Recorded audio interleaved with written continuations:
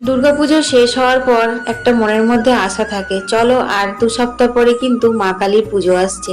মা কালীর পুজোতে বিশেষ করে আমাদের মতন বিবাহিত মেয়েদের একটা বিশাল বড় আশা থাকে, কি না তারা বাবার বাড়ি যাবে, ভাই ফোঁটা আছে। কালী পুজোর উৎসবের থেকেও বেশি আনন্দ হয় কিন্তু ভাই ফোঁটাতে। সেই ভাই ফোঁটা বিয়ের পর থেকে দিতেই পাচ্ছি না। আজকেও খুব মন খারাপ লাগছে, শুনলাম নাকি এবারও আমাদের ভাই ফোঁটা হবে না। তবে হ্যাঁ, ভাই বোনের সম্পর্কের মধ্যে কোনো রকমের রিচুয়ালস আসতে পারে না, কোনো রকমের বাধা আসতে পারে না। বোন থেকে বোন ভাইয়ের মঙ্গল কামনা করতেই পারে। তো সেই আর কি, যাই হোক, সেই সমস্ত কিছু ভাবতে ভাবতে ঘরের কাজগুলো সারছি। কালকে তো সারা রাত্রি জাগা, ভিডিওতে দেখেইছো, পুরো 2:30-3টে, মানে ভোর 2:30-3টের সময় এসে শুয়েছি। সমস্ত পুজো টুজো সারা, ভোগ টোগ খাওয়া হয়েছে।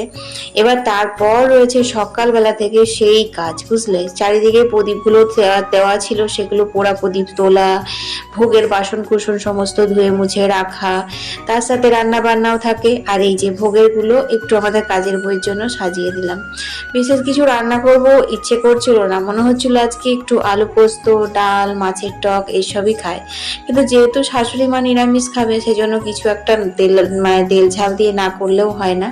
তাই দেখো, গোটা জিরে তেজপাতা ফোড়ন দিয়ে তেলের ওপরে টমেটো গুলো ভেজে, তার উপরে আদা, জিরে গুঁড়ো, ধনে গুঁড়ো, মশলা দিয়ে ভালো করে কষিয়ে দিয়ে দিলাম হচ্ছে ভেজে রাখা পটল। পটলগুলো গোটা গোটা মুখ দুটো কেটে নিয়েছিলাম। আজকে করবো হচ্ছে তেল পটল। খেতে কিন্তু খুব ভালো হয়েছিল, জানো তো। তো তেল পটলটা নামিয়ে তারপর কিন্তু আমি পোস্ত বসিয়ে দিয়েছি, আর এখন বেটেও নিলাম। আজকে পনকা শাক পোস্ত করলাম। আলু পোস্ত চেয়ে ঝিঙে পোস্ত বা শাক পোস্ত এগুলোই খাওয়া ভালো। আর একটু আগের দিনের কচু শাক ছিল, সেটাও গরম করে নিয়েছিলাম। চাটনি করলাম, মাছ করলাম, একটা একটা করে অনেকগুলো পদ রান্না করে খেয়ে দিয়ে এমন ঘুম দিয়েছি যে কিছু বলার নেই। শুধু শোয়ার আগে বলেছিলাম, মাগো তুমি আজকে 5:30টার সময় বিদায় নিও, তার আগে নিও না, যাতে আমি একটু ঘুম থেকে উঠে যেতে পারি। তো ঠিক তাই হয়েছে, 5টার সময় ঘুম ভেঙে গেছে। মনে হলো যেন মায়ের বিদায় হয়ে গেছে। তারপর দেখলাম না, এখনো মাকে বের করা হয়নি মন্দির থেকে। তো এলাম, এসে পরে মাকে একটু বরণ সিঁদুর খেলা হলো।